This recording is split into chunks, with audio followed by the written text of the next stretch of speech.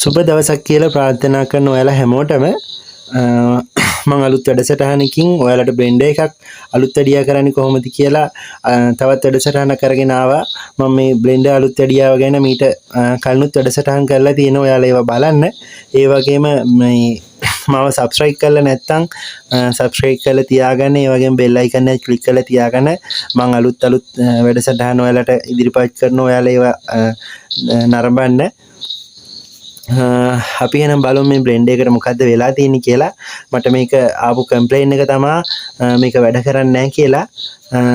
අපි මේක ප්ලග් කරලා බලමු.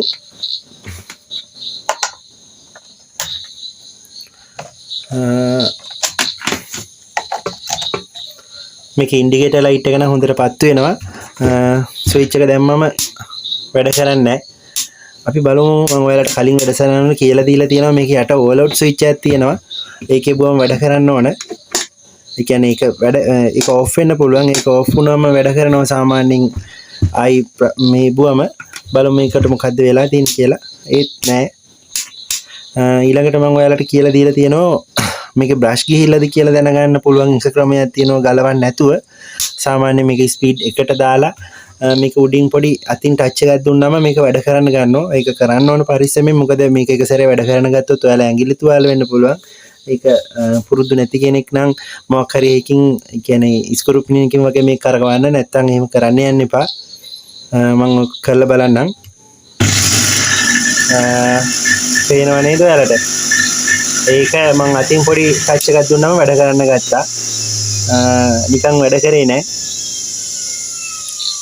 ආයි බලමු.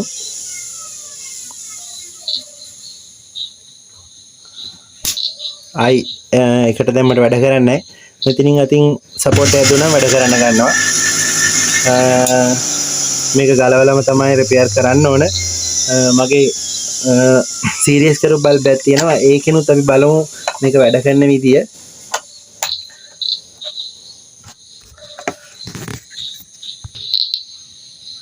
මේක තමයි මගේ සීරියස් කරපු බල්බ් එක. කියන්නේ මේක හරහා තමයි විදුලියක් ඇවිත් තියෙන්නේ මේ ප්ලග් එකට. මම ඔයාලට ඒක හදන විදිය කියන්නම්.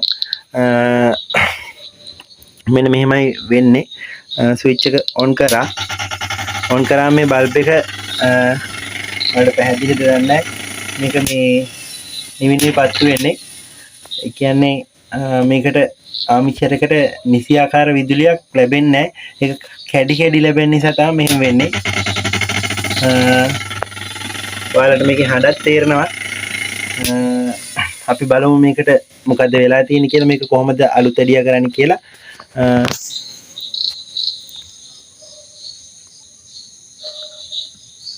ඉස්සෙල්ලාම අපි මේක යටපැත්ත හරවලා මේ කැන ටික ගලව ගමු.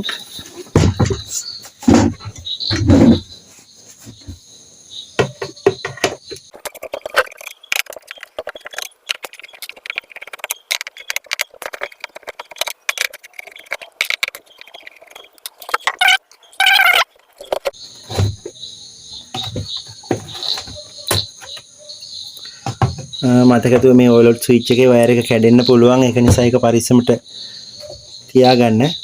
ඒක අපි ගලව ගත්තත් කමන්නේ. මේකට සාමාන්‍යයෙන් මෙහෙම වෙනවා නම් අපි මේක අනිත් පැත්ත හරවලා පොඩ්ඩක් ඔන් කරලා බලමු මේකේ මොකද්ද වෙන්නේ කියලා. විදුලිය ලබා දුන්නා. ස්විච් එක ඔන් කරලා වැඩ කරන්නේ. අපි අතින් සපෝට් එකක් දීලා බලමු.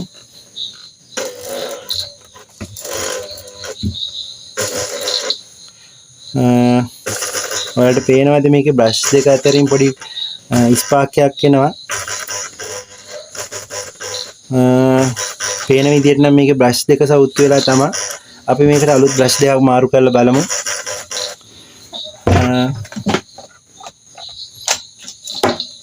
මේක මේ මෝටරේ බුෂ් එකක්. ඒ කියන්නේ රබර් බුෂ් එකක්. මේක මෙතනින් මේ අඩියට සපෝට් එකක් දීලා තියෙන්නේ. මෝටරේ බර වුණාට හානියක් නැහැ. මේක බිමට සම්බන්ධ වෙන නිසා ඒකයි මේක තියෙන්නේ. මේවා නැති කරන්න නැතුව තිබිච්ච විදිහටම හයි කරන්න. අපි මේකේ බ්‍රෂ් දෙක මාරු කරගමු. මේකේ බ්‍රෂ් සෙට් එක තියෙන්නේ මෙතන වගේම මේකට විරුද්ධ පැත්තෙන් මෙතන.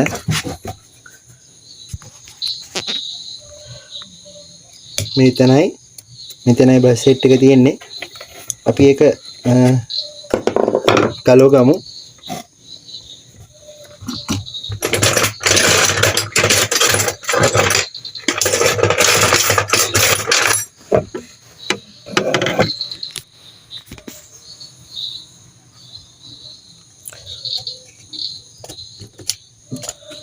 මේක බ්‍රෂ් එකේ ලොක් එකක් තියෙන්නේ. ලොක් එක පන්න ගන්න.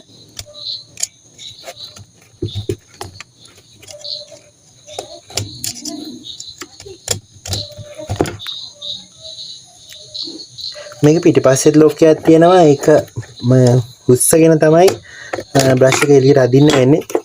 මේ විදිහට මේක මෙහෙම උස්සගෙන මේ බ්‍රෂ් සෙට් එක පස්සට ගන්න පුළුවන්. මෙහෙම ඇදලා ගන්න තියෙන්නේ. මේකේ බ්‍රෂ් සෙට් එක හොඳටම ගෙවිලා. ඒ වගේම මේකේ අනිත් පැත්තෙත් එහෙමම තමයි කරන්න තියෙන්නේ. පිටිපස්සේ තියෙනවා මේකේ ලොක් එකක්. ඒ කියන්නේ මේ එන්නත හඩුවම පොඩ්ඩක් නවලා තියෙන්නේ. ඒක පිටිපස්සේ මෙහෙම උස්සලා මේ බ්‍රෂ් එකේ ලොක් දෙක ක්ලිප් දෙකක් තියෙන එක පන්න ගන්න.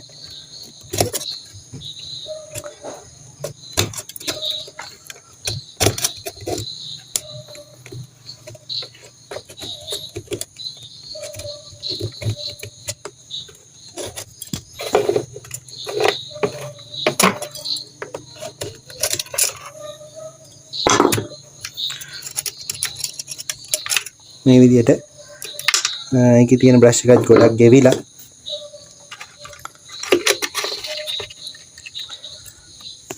මේ තියෙන අනිත් බ්‍රෂ් එක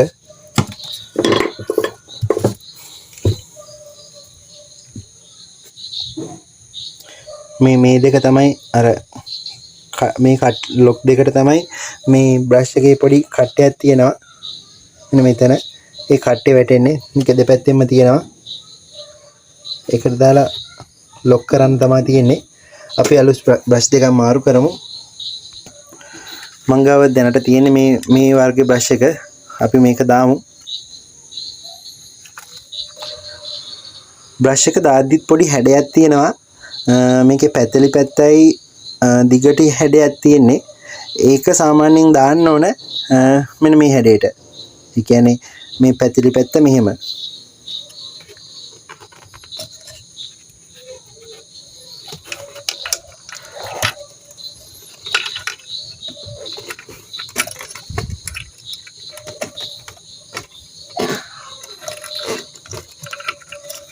මේ විදිහට ඇතුළට යවන්න තියෙන මේ පීල්ල දිගේ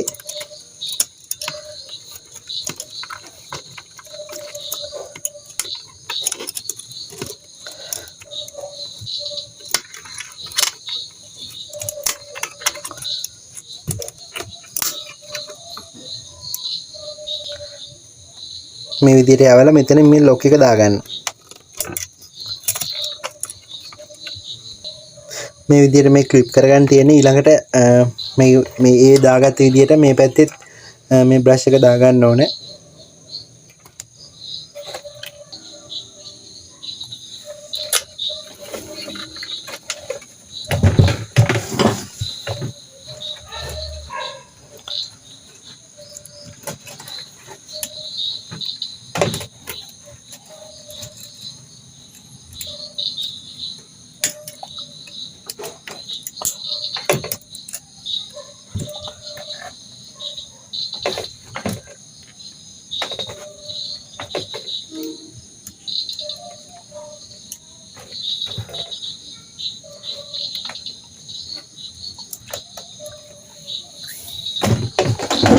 බ්‍රෂ් දෙක දාගෙන ඉවරයි. අපි මේකට එක ඇණයක් වගේ දාගෙන මේක වැඩ කරනවද කියලා බලමු.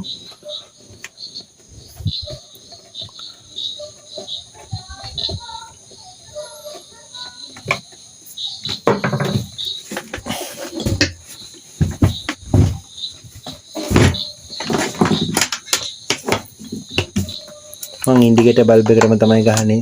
සීරියස් කරලා ගත්තු. බලමු ස්විච් එක දාලා බ්ලෙන්ඩරේ වැඩ කරනවා. මේ බල්බ් එක හරහා එන නිසා බ්ලෙන්ඩරේ ලොකු ස්පීඩ් එකකින් කරකෙවෙන්නේ නැහැ. ඒක බල්බ් එකට ගන්න කරන්ට් එක බල්බ් එක හරහා කරන්ට් එක දෙන නිසා බල්බ් එක පත් වෙනවා මීට මේ බ්ලෙන්ඩරේ වැඩ කරන කලින්. ඒකයි එතන වෙන්නේ. ඔයාලට පෙන්නන්න. මේක තමයි ඉන්ඩිකේටර් ලයිට් එක. මම එකට දැම්මම වැඩ කරනවා හොඳට. අර වගේ ඩිම් පුල් වෙන්නේ නැහැ. අපි බලමු මේක ඩිරෙක්ට් සප්ලයි දීලා මම වැඩ කරන්න මේ විදිහට මේ ප්ලග් සෙට් එකක් හයි කරගෙන තියෙන්නේ. මම වයර් කෝඩ් එකක් හදාගන්න විදිය මේ වගේ වැඩක් කරගන්න විදිය ඔයාලට ඉදිරියේදී කියලා දෙන්නම්. මේ ප්ලග් දෙක හරහා තමයි මම මේ සීරියස් කරලා බල්බ් එක දාලා තියෙන්නේ. මේ ප්ලග් ටිකෙන් සප්ලයි තමයි, ඒ කියන්නේ 230 විදුලි සැපයීම ඩිරෙක්ට් හම්බ වෙනවා. ප්ලග් එකට දාලා ඔන් කරා. බලමු මේක වැඩ කරනවද කියලා බ්ලෙන්ඩර් එක.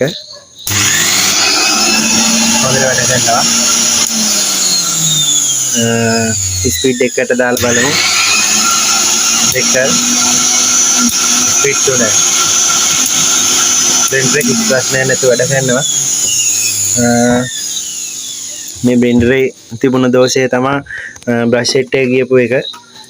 මම ඔයාලට කලින් කියලා දීලා තියෙනවානේ සාමාන්‍යයෙන් බ්ලෙන්ඩරේ රිපෙයාර් කරද්දී බ්ලෙන්ඩරේ ගලවන්න නැතුව මේක බ්‍රෂ් සෙට් එක පිච්චිලාද සවුත් වෙලාද එහෙම බලා ගන්න ක්‍රමයක්. ඒ කියන්නේ මේ විදියට කරොතින් ඔයාලට මේක ගොඩ දා ගන්න පුළුවන්. මම ඔයාලට කියලා දීලා තියෙනවා බ්ලෙන්ඩරේ බ්‍රෂ් සෙට් එක ගෙවිලා නම් ඒක බ්ලෙන්ඩරේ ගලවන්න නැතුව අපිට දැනගන්න පුළුවන් ක්‍රමයක්. ඒ කියන්නේ මම අර බ්ලෙන්ඩරේ ස්විච් එක දාලා මෙතනින් පොඩි ටච් එකක් දුන්නා වැඩ කරනවා කියලා. බ්ලෙන්ඩරේ දැන් හොඳටම හොඳට වැඩ කරනවා. එහෙමනම් ඔයාලා හැමෝටම ගොඩක් ස්තුතියි. මගේ YouTube channel එක subscribe කරලා නැත්නම් subscribe කරලා තියාගන්න. ඒ වගේම bell icon එක click කරලා තියාගන්න කියලා මම ඉල්ලනවා. මොකද මම අලුත් වීඩියෝ දාද්දී ඔයාලට notification එකක් මාර්ගෙන් දැනගන්න පුළුවන්. බලමු අපි ඉදිරියේදී අලුත් වැඩසටහනකින් හමු වෙන්න බලාපොරොත්තු වෙමින් මම ඔයාලගෙන් සමු ගන්නවා. එහෙනම් ඔයාලට ගොඩක් ස්තුතියි.